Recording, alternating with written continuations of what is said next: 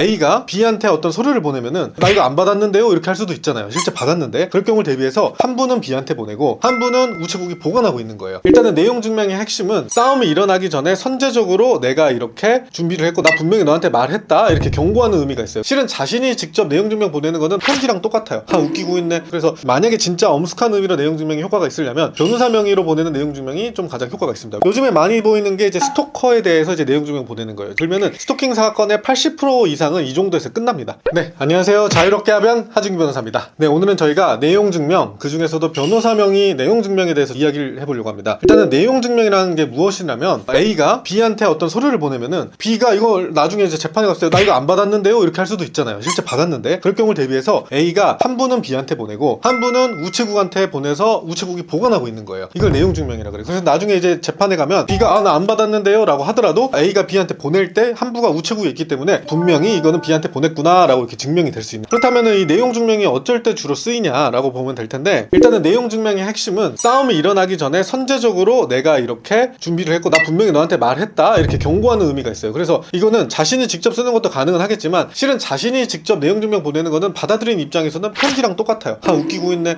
경고하겠다고 말로 하나 내용 증명을 하나 뭐 이렇게 큰 차이는 없을 수 있거든요. 그래서 만약에 진짜 엄숙한 의미로 내용 증명이 효과가 있으려면 변호사 명의로 보내는 내용 증명이 좀 가장 효과가 있습니다. 왜냐면 일단은 내용 증명이라고 하면은 변호사가 내용 증명만 따로 맡아서 일을 진행하는 경우가 그렇게 많지는 않거든요. 저희 사무소는 하고 있지만 내용 증명을 보냈다는 건 이 사람이 이미 변호사 비용을 풀로 지불을 해서 상당히 본격적으로 법률적으로 싸울 준비가 돼 있구나 라는 인상을 상대에게 주게 돼요. 그리고 내용 증명 내용에서 법상 이게 문제가 돼서 형사 고소할 것이고 민사상 뭐뭐뭐조로 인해서 손해배상 청구할 것이고 언제까지 답심 안 하면은 법적으로 총력 대응하겠다 이런 것들이 들어가기 때문에 받는 입장에서는 굉장한 부담감으로 다가오게 됩니다. 그래서 이게 이렇게 쓰이는 용례들을 저희가 좀 살펴보니까 요즘에 많이 보이는 게 이제 스토커에 대해서 이제 내용 증명 보내는 거예요. 이제 스토커가 자꾸 우리 의뢰인한테 뭐라고 하고 스토킹을 하고 하면 저희가 가운데 들어가서 이거는 스토킹 처벌법상 뭐 징역 몇 년에 처하고 또 손해배상 얼마나 이렇게 할 수 있다라는 내용을 변호사 도장이 들어간 서류나 아니면 카카오톡을 통해서 상대에게 도달하는 거죠. 그러면은 스토킹 사건의 80% 이상은 이 정도에서 끝납니다. 그래서 형사 고소 고발하기에는 좀 너무 부담스러우시거나 아니면 이걸 좀 빨리 끝내고 싶은 경우 고소 고발은 뭐 3-4달 이상 걸리니까요. 변호사한테 맡기셔서 제가 내용 증명 보내면 뭐 당일날 발송이 가능한 거고 카톡으로 바로 발송해서 일 사라지면 도달의 효과가 있는 거예요. 이거는 전자기록은 않기 때문에. 또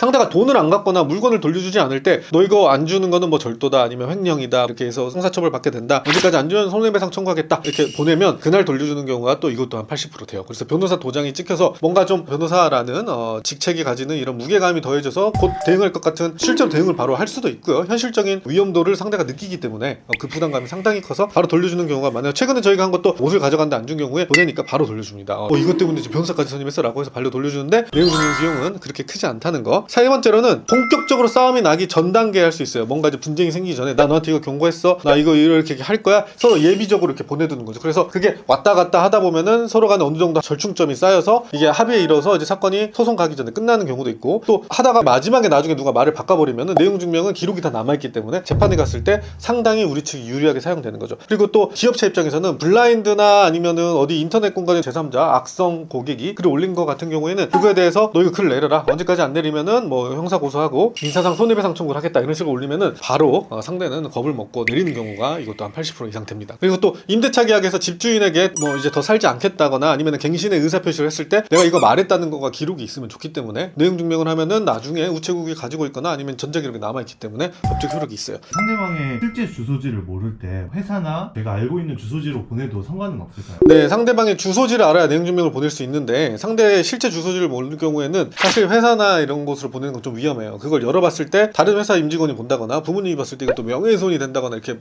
사건이 번질 수가 있거든요. 그래서 주소를 모르는 경우에는 변호사가 사무소 계정으로 상대의 핸드폰 번호나 카톡이나 이런 걸로 보내기 때문에 전자기록으로 보내는 게 훨씬 더 효과적이고 안전합니다.